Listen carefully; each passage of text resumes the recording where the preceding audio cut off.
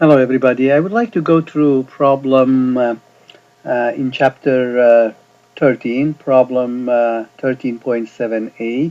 It's related to regression analysis. And when I look at the problem, it's a simple linear regression. Yeah. And I read the problem very carefully, and I found out that the idea over there is to predict the grade point average GPA of student in an MBA program based on graduate management admission test, GMAT. So here I have to identify which one is my predicted variable, or which one is, or on the other hand, which one is my y variable. In this case, my y variable would be GPA, and which one is my x variable? In this case, my x variable is a GMAT. So I already stored the data. Let me go get the data.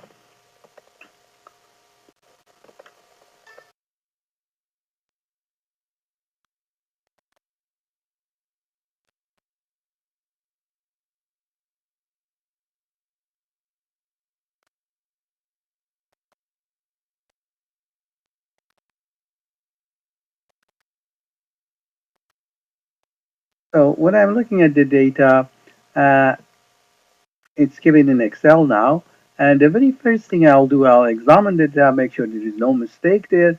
Second thing I'll do, I'll try to plot my data. So I'm gonna go to scatter data to highlight my data, go to scatter diagram and ask for that one. Obviously, when I'm looking at this plot, let me reformat this a little bit.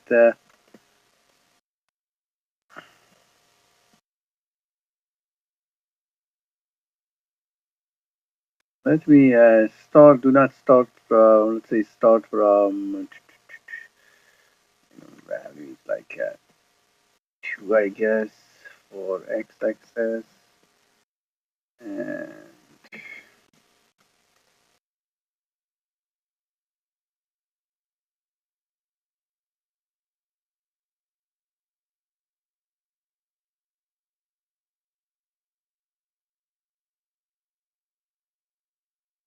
all right, looks a little better, but I think still I need to adjust a little more.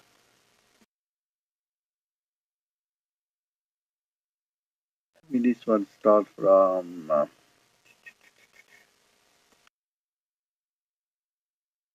300, I guess. It looks now a little better. If I want, I can even adjust a little more. 500.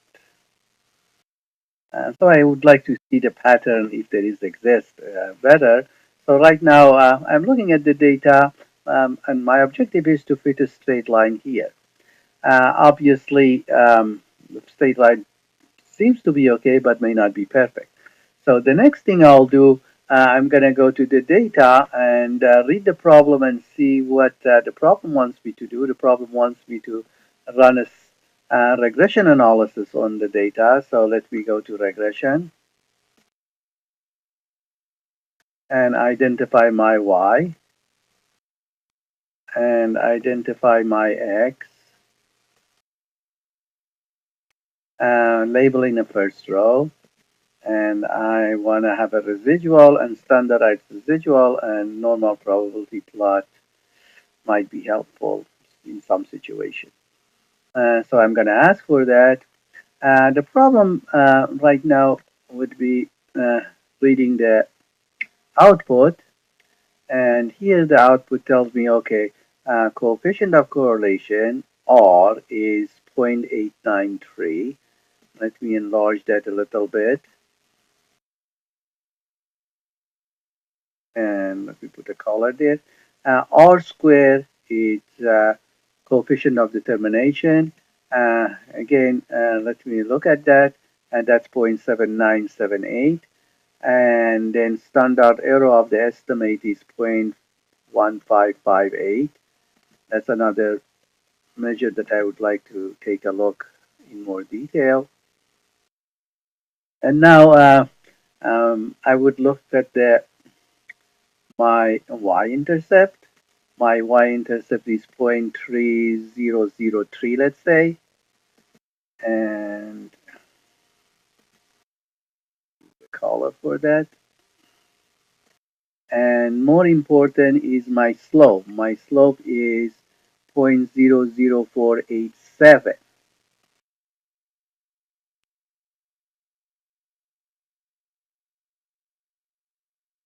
So if I have to write down the regression line, it's my regression line is y-intercept.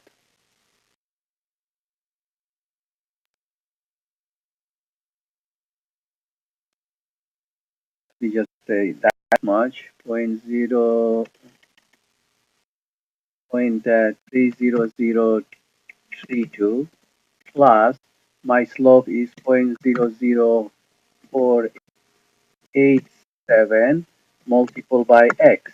That's my regression line. Let me enlarge that so it could be seen better. And And now, if somebody wants to go in more detail and try to find out different measure, here I'm looking at the problem. Based on the problem, it's asking me what is the um, part F. Actually, it's asking me at the 0.05 level of significance, is there evidence of a linear relationship between GMAT score and GPA? And now that problem would be reduced to this. I have to test for equality of the slope equal to 0 against the slope is not equal to 0. So when I'm looking at the slope, the numerical value of that is 0.00487, but I have to run a test. And my test would be the value of the slope, B1 in our notation, over standard error of the slope, which is here. And let me enlarge that one also. And when I'm looking at this, I could easily see that uh, the statistical test value is here and the p-value is also given. So looking at the statistical test value is 8.42799 and p-value is very, very small value. It is uh, very, very small. It's like a 0.00000601115. And that's the scientific notation they use. Very careful. Now, under HO, slope is equal to 0, and their alternative slope is different than 0. And since my p-value is very, very small comparing to alpha, I'm going to reject HO. So when I'm rejecting HO, I'm saying the slope is not equal to 0. It means there is a relationship between the two. And lastly here, the problem asked me to run a residual analysis. And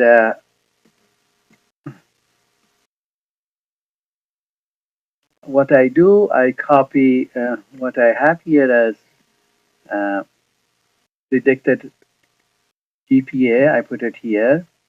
And also I put residual, standardized residual adjacent to that, and I plot them.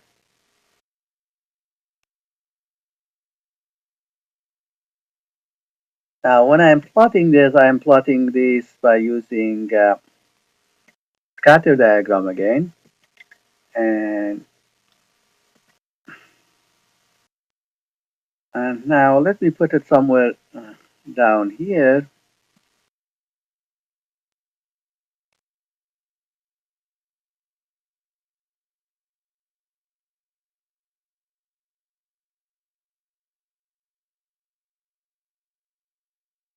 Now, looking at these plots,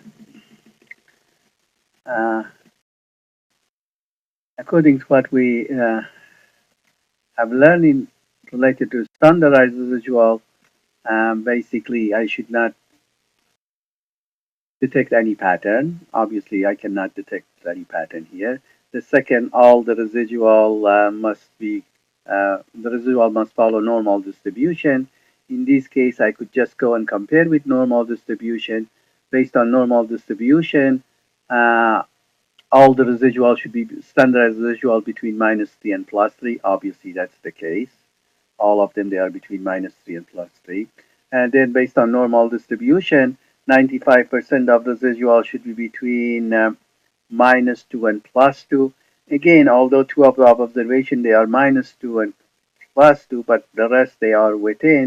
So again, I could say it should be all right.